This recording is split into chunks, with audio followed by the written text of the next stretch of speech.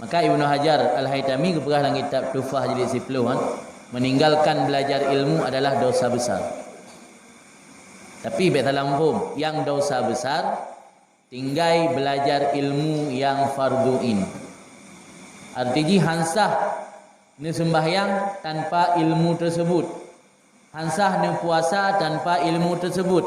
Yang meninggalkan belajar ilmu tersebut hukumnya dosa besar. Tapi ilmu-ilmu yang sifatnya fardu kifayah atau sunat, nyo belajar ilmu tersebut hanya dosa besar nyo tertinggal. Maka salah sirah ulama salaf iaitu Malik bin Dinar, dipegah li Malik bin Dinar, man talabal ilma li nafsih fal qalil minhu yakfih wa man talabal ilma lin nas fa huwa ijun nas katsira. Orang yang mencari ilmu untuk dirinya maka sedikit sudah cukup. Orang yang mencari ilmu untuk manusia maka hajat manusia banyak. Nyo kejawaban tegedi urang dayang pubut tetep thai daya. Na urang dayang ngadung pua bui tetep thai daya na 8 tahun na wowo. Nai 12 tahun, nai 15 tahun.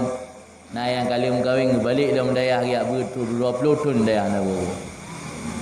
Karena orang yang berbudaya, orang yang mencari ilmu untuk manusia. Kan kero. Karena agaknya dia berbudaya, dia cari ilmu untuk kebutuhan orang ramai. Hawa ijunnas kasirah, kebutuhan orang ramai banyak. Kan apa macam. Tapi menyoyak minta ilmu untuk kebutuhan diri, pribadi. Nyo sedikit mentang kasih.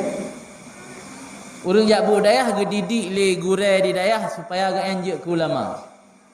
Oh ada hanjek ulama je ke orang yang memiliki syarat-syarat untuk je ke ulama. Abang untuk dihoi ulama dalam masyarakat tanya Aceh butuh proses le. Kan mantau hidayah hoi je ulama. Tahu oleh tadu gampung je ke panutan nanya puhana. Pun nilai ilmu yang kata betnya nak tamai ke ro. Baik ilmu apa macam buat apa macam. Liu tamai ke ro tak ajak orang lain tak purno ilmu butuh watai mutun muploton. Tanya akan menjadi ikutan masyarakat, menjadi rujukan masyarakat baru ihai ulama.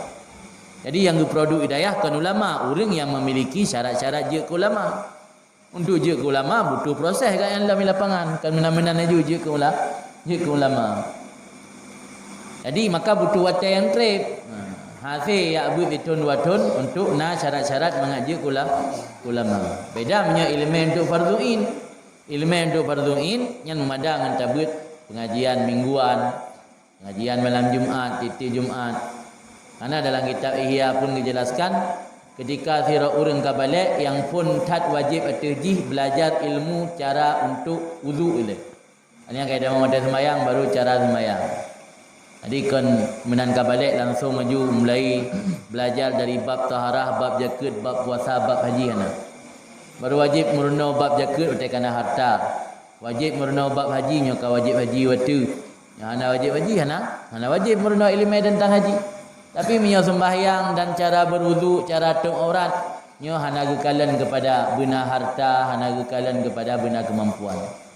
Jenama agaknya ka balik, ka wajib sembahyang waktu, ka wajib bina syarat-syarat supaya mengasah sembahyang. Maka ilmu yang wajib tegaknya yang farduin tentang yang sebatas murno cara sembahyang dan cara mangat sah untuk sembahyang. Yang laga yang wajib. Yang ilmu-ilmu lain